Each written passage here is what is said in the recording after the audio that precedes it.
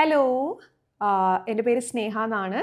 So this week ഞാൻ നിങ്ങളോട് സംസാരിക്കാൻ ഇഷ്ടപ്പെടുന്ന ഒരു ടോപ്പിക് എന്ന് പറയുന്നത് ബാംഗ്ലൂരിലെ ജോബ് മാർക്കറ്റ് അല്ലെങ്കിൽ എങ്ങനെ ബാംഗ്ലൂരിലോട്ട് ജോബ് സെർച്ച് ചെയ്യാം, ആം, ഏതൊക്കെ ഫീൽഡിലുള്ളവർക്കാണ് ഇവിടെ കൂടുതൽ ഓപ്പർച്യൂണിറ്റീസ് ഉള്ളത്, എന്തൊക്കെ ആപ്ലിക്കേഷൻസ് വഴിയാണ് നമ്മൾ ജോബ് സെർച്ച് ചെയ്യേണ്ടത്, അല്ലെങ്കിൽ നമ്മൾ എങ്ങനെയാണ് ഒരു കമ്പനിയിൽ എന്തെങ്കിലും ഓപ്പണിംഗ് ഉണ്ടെങ്കിൽ നമ്മൾ അതെങ്ങനെ അറിയും, ഫ്രഷേഴ്സിന് ഓപ്പർച്യൂണിറ്റീസ് ഉണ്ടോ, ഇനി നിങ്ങൾ ഓൾറെഡി ഇപ്പോൾ കൊച്ചിയിലോ അല്ലെങ്കിൽ വേറെ എവിടെയെങ്കിലും വർക്ക് ചെയ്യുന്നവരാണെങ്കിൽ ഇവിടുത്തെ ഓപ്പർച്യൂണിറ്റീസിനെ പറ്റി എങ്ങനെ അറിയാൻ പറ്റും, ഇങ്ങനത്തെ കാര്യങ്ങളാണ് നമ്മൾ ഇന്ന് സംസാരിക്കാൻ പോകുന്നത്. ഓക്കെ, സോ ഞാൻ അതിന് മുമ്പ് ഞാൻ എൻ്റെ എക്സ്പീരിയൻസിനെ പറ്റി പറയാം. ഞാൻ എങ്ങനെയാണ് ബാംഗ്ലൂരിൽ ജോബ് കണ്ടുപിടിച്ചത്, ഇത് വെച്ച് നമുക്ക് സ്റ്റാർട്ട് ചെയ്യാം. സോ എനിക്കിപ്പോൾ ഓവറോൾ ഒരു 8 ഇയേഴ്സ് ഓഫ് എക്സ്പീരിയൻസ് ഉണ്ട്.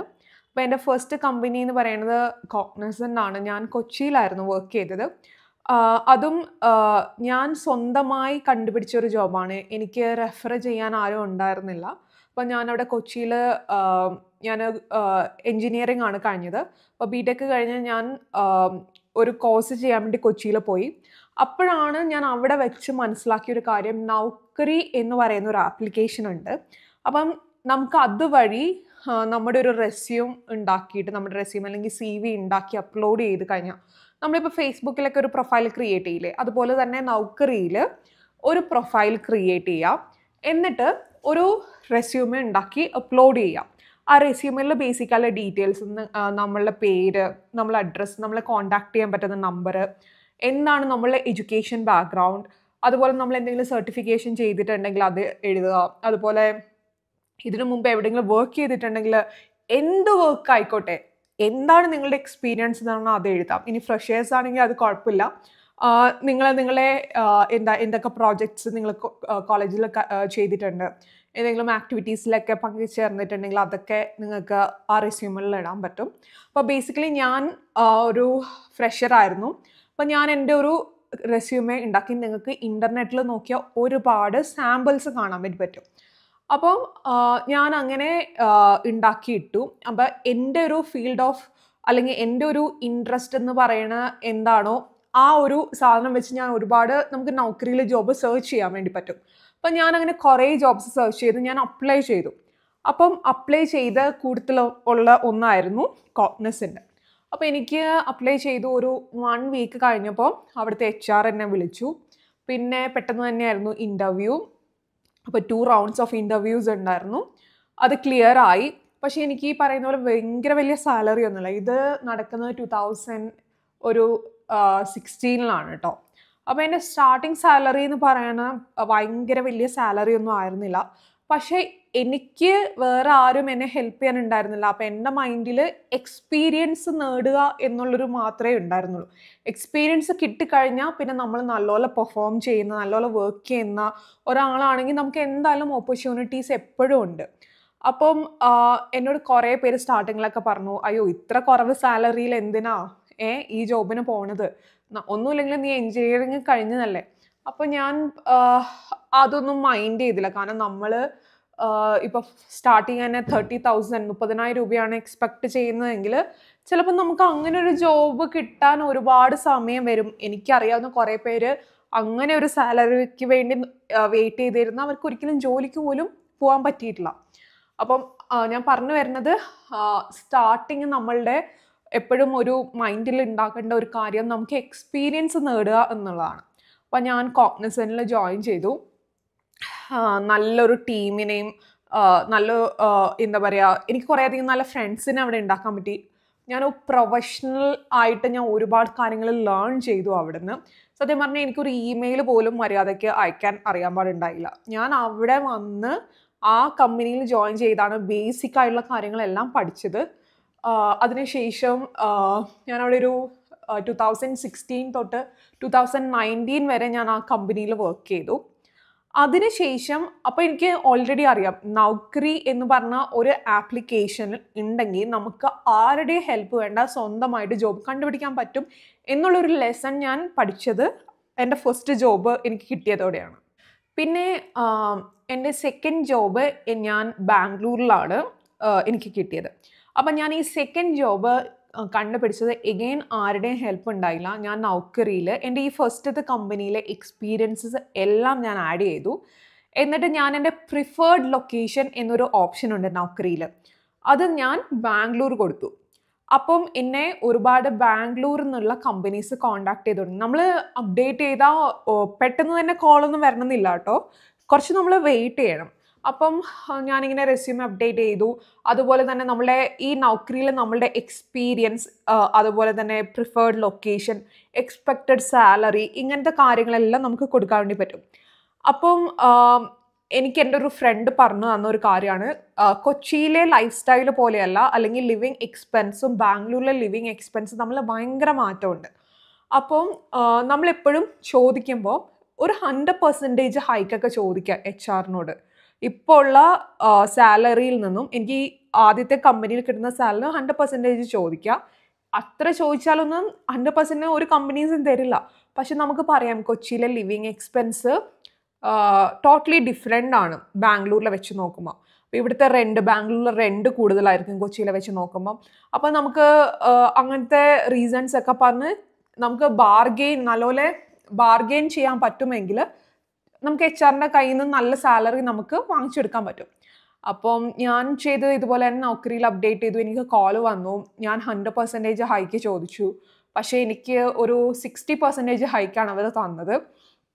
അപ്പം അവർ പറഞ്ഞു അത്രയും നമുക്ക് ബഡ്ജറ്റ് ഇല്ല എന്നുള്ളൊരു കാര്യമാണ്. പക്ഷേ ഞാൻ അതിനും ഓക്കെയാണ്. എനിക്ക് കൊച്ചിയിലെ സാലറി വെച്ച് നോക്കുമ്പോൾ ആ ബേസിക് സാലറി 60% ഹൈക്ക് കിട്ടിയപ്പം ഞാൻ ഭയങ്കര ഹാപ്പി ആയിരുന്നു. അപ്പോൾ ഞാൻ അങ്ങനെ എൻ്റെ രണ്ടാമത്തെ കമ്പനി എന്ന് പറയുന്നത് ഒരു ഫ്രഞ്ച് ബാങ്ക് ആയിരുന്നു. അപ്പോൾ ഞാൻ നൗക്കറി വഴിയാണ് ആ ജോബ് ഫൈൻഡ് ചെയ്തത്. പിന്നെ ആ ജോബ് കിട്ടിയ ശേഷം പിന്നെ എൻ്റെ അടുത്ത ടെൻഷൻ എന്ന് പറഞ്ഞാൽ ബാംഗ്ലൂരിലോട്ട് വരിക. നമുക്ക് ബാംഗ്ലൂരിൽ ആരെ അറിയില്ല, നമുക്കൊരു ഹോസ്റ്റൽ കണ്ടുപിടിക്കണം. ഇനി ഹോസ്റ്റൽ കണ്ടുപിടിച്ചാൽ തന്നെ ആ ഹോസ്റ്റൽ നമ്മളുടെ ഓഫീസിൻ്റെ അടുത്തായിരിക്കണം. കാരണം നമുക്ക് നടന്നു പോകാനുള്ള ഒരു എളുപ്പത്തിന് വേണ്ടിയിട്ട്.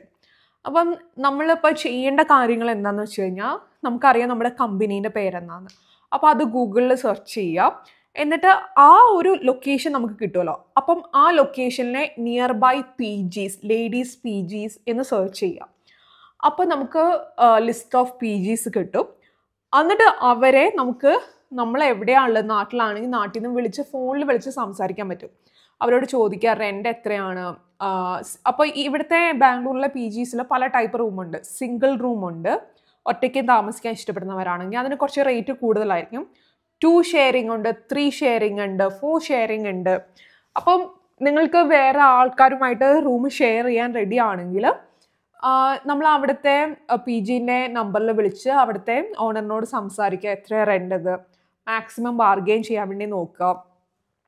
എന്നിട്ട് ഞാൻ പറയുകയാണെങ്കിൽ ഞാനൊക്കെ സ്റ്റാർട്ടിങ്ങിൽ നമുക്ക് അധികം സാലറി ഒന്നുമില്ലല്ലോ, ഞാൻ 2 ഷെയറിംഗ് ആണ് ഞാൻ എടുത്തത്. അപ്പം എൻ്റെ കൂട്ടത്തിൽ ഒരു നോർത്ത് ഇന്ത്യയിൽ നിന്നുള്ള ഒരു കുട്ടിയായിരുന്നു. അപ്പം എനിക്ക് കുഴപ്പമൊന്നും ഉണ്ടായിരുന്നില്ല. എഗെയിൻ ഇവിടുത്തെ ഒരു കോർപ്പറേറ്റ് ഒരു കമ്പനിയിൽ വർക്ക് ചെയ്യുന്ന കുട്ടിയായിരുന്നു.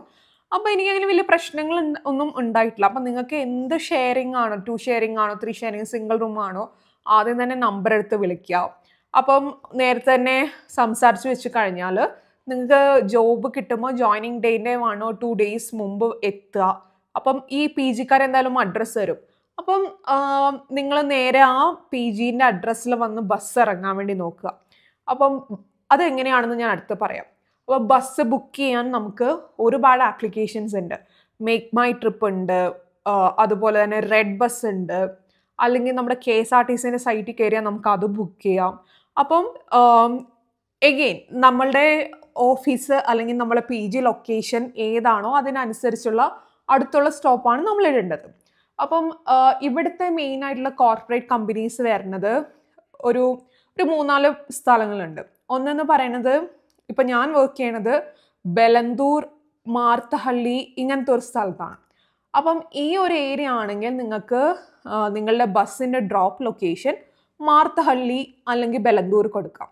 ഇനി അതല്ല നിങ്ങളുടെ കമ്പനി വരുന്ന ഇലക്ട്രോണിക് സിറ്റി എന്ന് പറയുന്ന ഒരു സ്ഥലത്താണെങ്കിൽ നിങ്ങൾക്ക് ഇലക്ട്രോണിക് സിറ്റി എന്നുള്ളൊരു ഓപ്ഷൻ ഉണ്ടാവും. ഇല്ലെങ്കിൽ ആ ബുക്ക് ചെയ്യണതിൽ ഒരുപാട് ഓപ്ഷൻ, അതിൽ എന്തായാലും ഇലക്ട്രോണിക് സിറ്റി ഉണ്ടാവും. അപ്പോൾ അതിൽ നിങ്ങൾ കൊടുക്കുക. ഇനി അതല്ല വേറെ സ്ഥലങ്ങൾ എന്ന് പറയുന്നത്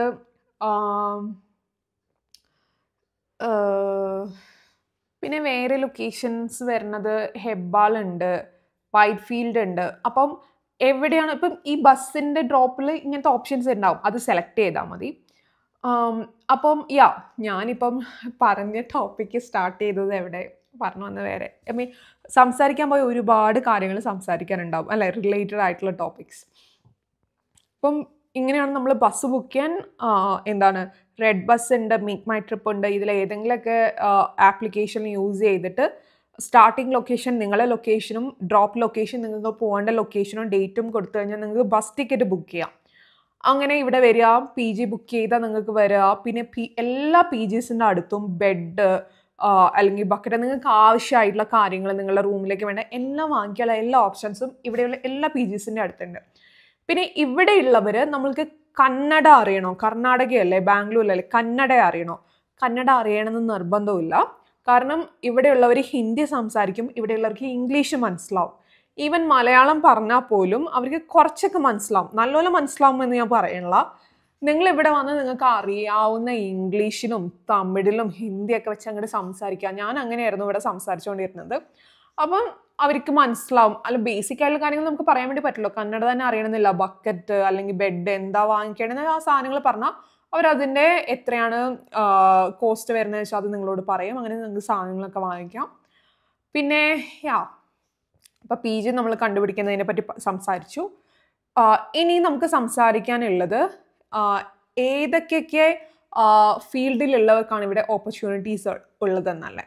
ഇവിടെ ബാംഗ്ലൂർ ആക്ച്വലി എല്ലാവർക്കും, എല്ലാ ഫീൽഡിലുള്ളവർക്കും ഇവിടെ ജോബ് ഉണ്ട് എന്നുള്ളതാണ്. അപ്പം ഈ പറഞ്ഞ പോലെ നൗക്കറിയിൽ നിങ്ങൾ എന്താണോ പഠിച്ചത്, നിങ്ങൾ BSc ആയിക്കോട്ടെ, BCom ആയിക്കോട്ടെ, എന്ത് ഡിഗ്രി ആണെങ്കിലും, എൻജിനീയറിംഗ് ആയിക്കോട്ടെ, whatever it is, നിങ്ങൾക്ക് ഇഷ്ടമുള്ള എന്ത് ജോബാണോ നോക്കുന്നത് അത് നിങ്ങൾ നൗക്കറിയിൽ സെർച്ച് ചെയ്യുക, നിങ്ങൾ അപ്ലൈ ചെയ്യുക. അതുപോലെ തന്നെ ബാംഗ്ലൂർ വന്നു കഴിഞ്ഞാൽ ഒരുപാട് കമ്പനീസ് വാക്ക് ഇൻ ഡ്രൈവ് എന്ന് പറഞ്ഞ ഒരു സംഭവം ചെയ്യുന്നുണ്ട്. അതായത് നിങ്ങൾക്ക് നേരിട്ട് നിങ്ങളുടെ റെസ്യൂമുമായിട്ട് കമ്പനികളിൽ പോയി നിങ്ങൾക്ക് ഇൻ്റർവ്യൂ അറ്റൻഡ് ചെയ്യാൻ വേണ്ടി പറ്റും. പക്ഷെ അതിനു മുമ്പ് അതിങ്ങനത്തെ ഇൻഫർമേഷൻസ് അറിയാൻ ആ കമ്പനീൻ്റെ സൈറ്റ് ഫോളോ ചെയ്യുക. അതായത് ലിങ്ക്ഡിൻ എന്ന് പറഞ്ഞ ഒരു ആപ്ലിക്കേഷൻ ഉണ്ട്. ഇപ്പം നൗക്കറി പോലെ തന്നെ ഭയങ്കര അധികം നമ്മളിപ്പോൾ യൂസ് ചെയ്യുന്ന ഒരു ആപ്ലിക്കേഷനാണ് ലിങ്ക്ഡിൻ.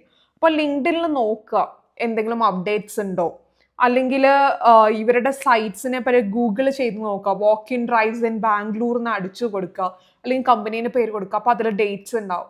അപ്പം നമ്മൾ ഇതിനെപ്പറ്റി കൂടുതൽ നമ്മൾ എന്ത് ഡൗട്ട് ഉണ്ടെങ്കിലും ഗൂഗിളിൽ സെർച്ച് ചെയ്യുക, എന്നിട്ട് അവിടെ നേരിട്ട് പോയി നിങ്ങൾ ഇൻ്റർവ്യൂ അറ്റൻഡ് ചെയ്യാൻ വേണ്ടി നോക്കുക. ഇനി നൗക്കറി വഴി ഉണ്ടെങ്കിലും നിങ്ങൾക്ക് ഒരിക്കലും നിങ്ങളുടെ നാട്ടിൽ നിന്ന് ബാംഗ്ലൂർ വരേണ്ട ആവശ്യമില്ല. ഇപ്പം എല്ലാം വെർച്വലാണ്. അതായത് ഒരു വീഡിയോ വഴി നമുക്ക് ഇൻ്റർവ്യൂ അറ്റൻഡ് ചെയ്യാൻ പറ്റും. ഞാൻ കൊച്ചിയിൽ നിന്ന് ബാംഗ്ലൂർക്ക് വന്ന എൻ്റെ ജോബിന് വേണ്ടി ഒരിക്കലും ഞാൻ ഇൻ്റർവ്യൂ ബാംഗ്ലൂർ വന്നല്ല അറ്റൻഡ് ചെയ്തത്. അത് ഞാൻ വെർച്വലായിട്ട്, അതായത് ഒരു സ്കൈപ്പ് കോള് വഴിയാണ്, സ്കൈപ്പാണോ ടീംസ് ആണോ ഞാൻ ഓർക്കണില്ല, അങ്ങനെ വെർച്വലായിട്ടുള്ള ഇൻ്റർവ്യൂ ആയിരുന്നു ഞാൻ അറ്റൻഡ് ചെയ്തിട്ടുണ്ടായത്. അപ്പം ഞാൻ പറഞ്ഞു വന്നത് എല്ലാവർക്കും ഓപ്പർച്യൂണിറ്റീസ് ഉണ്ട്.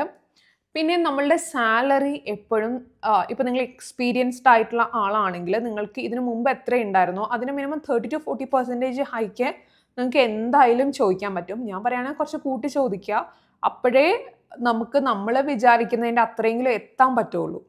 അപ്പം അതൊരു ഫാക്ടറാണ്.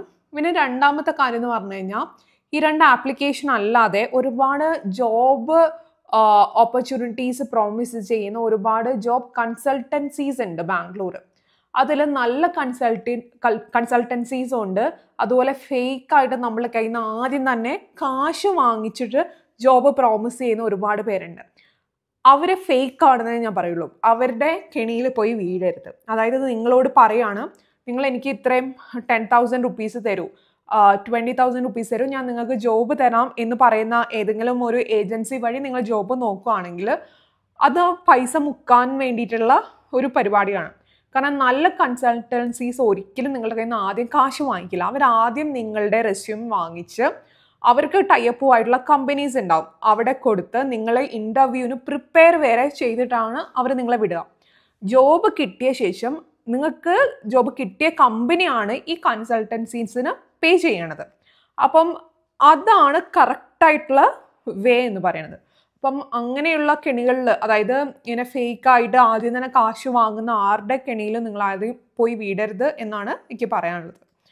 അപ്പം നമ്മളിപ്പം എനിക്ക് തോന്നുന്നു ഓൾമോസ്റ്റ് എല്ലാത്തിനെ പറ്റിയും കവർ ചെയ്തിരിക്കും. എന്തെങ്കിലും ഡൗട്ട്സ് ഉണ്ടെങ്കിൽ നിങ്ങൾ കമൻറ്റ് ബോക്സിൽ ചോദിച്ചാൽ മതി. അപ്പോൾ എനിക്ക് അതിനെപ്പറ്റി ഞാൻ ഇൻ കേസ് എന്തെങ്കിലും പോയിന്റ്സ് മിസ് ചെയ്തിട്ടുണ്ടെങ്കിൽ അതിനെപ്പറ്റി സംസാരിക്കാം.